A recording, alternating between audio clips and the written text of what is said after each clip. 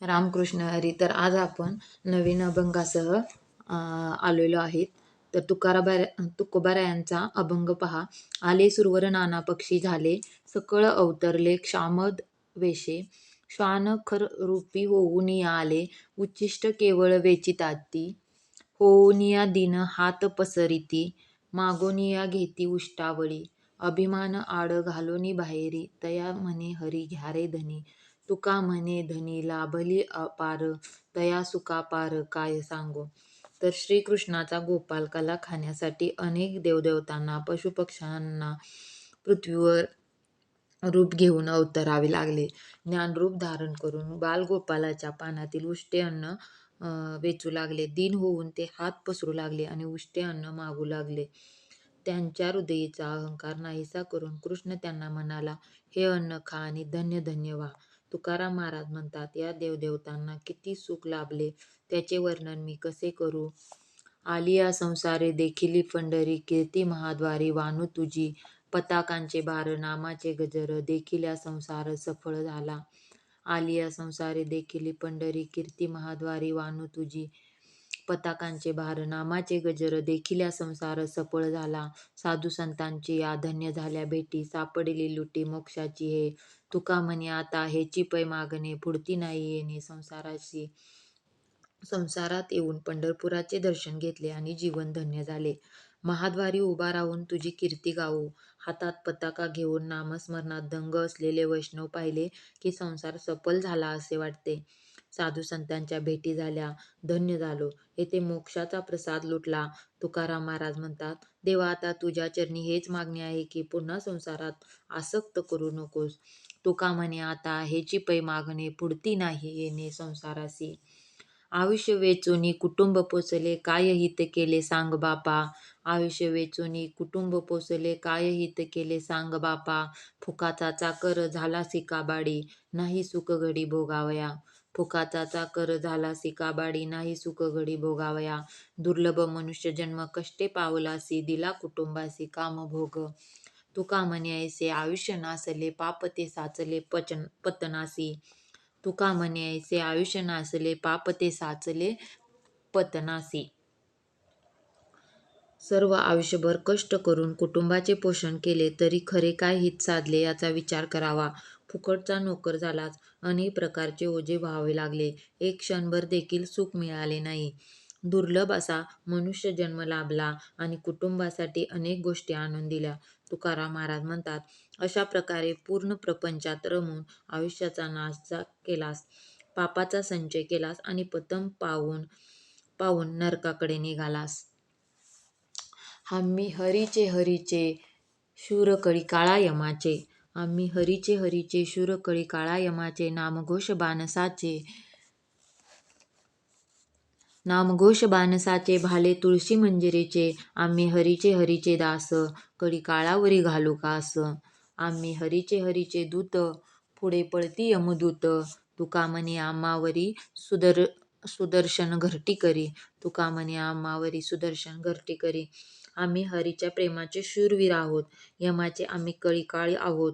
नामघोष हेच आमचे बाण आणि तुळशीच्या मंजिऱ्या म्हणजे आमचे भाले होत. खरोखरच आम्ही हरीचे दास आहोत. आम्ही कळी काळाला बांधून ठेवू. आम्ही हरीचे दूत आहोत. आम्हाला पाहून यमदूत पळून जातात. तुकाराम महाराज म्हणतात, देवाचे सुदर्शन चक्र आमच्या रक्षणासाठी घिरट्या घालत असते.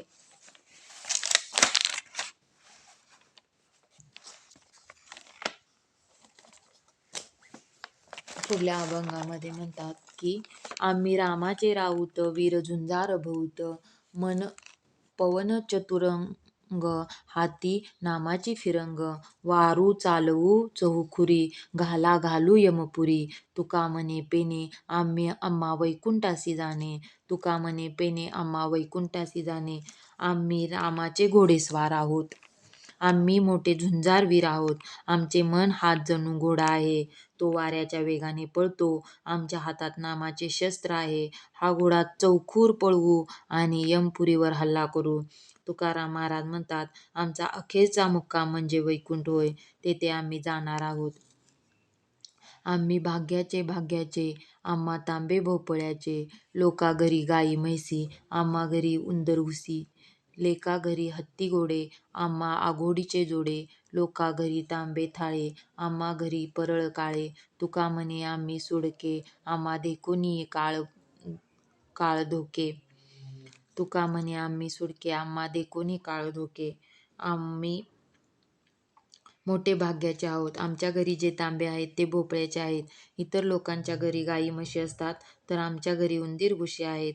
लोकांच्या घरी हत्ती घोडे असतात, आमच्या घरी साधे फाटके जोडे आहेत. लोकांच्या घरी तांब्याच्या थाळ्या आहेत, तर आमच्या घरी लाकडाचे परळ असतात.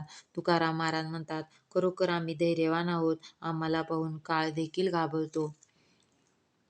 आम्ही जातो आपुल्या गावा, आमचा राम राम घ्यावा.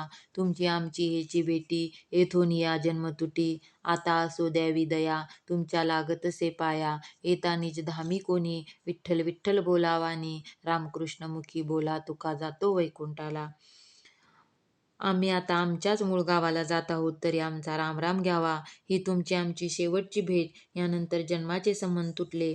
तुम्हाला पाया पडून सांगतो की अंतःकरणात दयाभाव ठेवा. जर कोणी निज धामाला येत असेल तर मुखाने विठ्ठल विठ्ठल म्हणा. तुकाराम महाराज म्हणतात, आम्ही वैकुंठाला जात आहोत, तरी मुखाने रामकृष्ण हरीचा जय जयकार करा. आम्ही आलो गावगुंड अवघ्या पुंडभूतासी, दुसरे ते खेळू आले. तुका बोले तो मिया, अवघ्याची आ येऊ लाग. नेदू अंग शिवाया, तुका म्हणे खुंटूनाद. जिंतुवाद सतीने.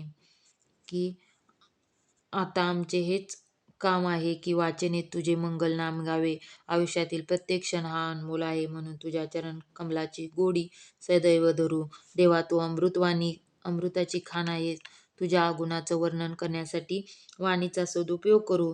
तुकाराम महाराज म्हणतात, हे पांडुरंगा, तूच माझ्या जीवाचा जीवलग आहेस. याचे ठाई वेचू आणि तुका म्हणे पांडुरंगा, माझ्या जीवाचा जीवलगा. आमुचे दंडवत पायावरी डोई, व्हावे उतराई ठेवून या. कराल ते काय नव्हे जी विठ्ठल, चित्त द्यावे बोला बोबडिया. तुका म्हणे आम्ही लढिवाळे अनाथे, म्हणून दीनानाथे सांभाळावे. तुका म्हणे आम्ही लढिवाळे अनाथे, म्हणून दीनानाथे सांभाळावे.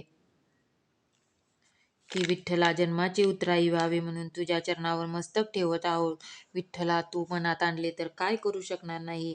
माझ्या बोबड्या बोलाकडे लक्ष द्यावे. तुकाराम महाराज म्हणतात, हे दीनानाथा, आम्ही अनाथ आहोत, परंतु तुमचे लाडके आहोत, म्हणूनच आम्हाला सांभाळावे. तर अशा प्रकारे तुकाराम महाराज आपल्याला या अभंगातून भक्तीचा संदेश देतात आणि सांगतात की आम्ही जातो आपल्या गावा, आमचा राम राम घ्यावा. की तुमची आमची हेची भेटी, येथून या जन्म तुटी. आता असो द्यावी दया, तुमच्या लागतसे पाया. रामकृष्ण मुखी बोला, तुका जातो वैकुंठाला. येता निज धामी कोणी, विठ्ठल विठ्ठल बोलावानी. येता निज धामी कोणी, विठ्ठल विठ्ठल बोला नामी. की निज धामाला येत असेल तर मुखाने विठ्ठल विठ्ठल म्हणा, असे तुकाराम महाराज आपल्याला विनवणी करतात. थँक्यू.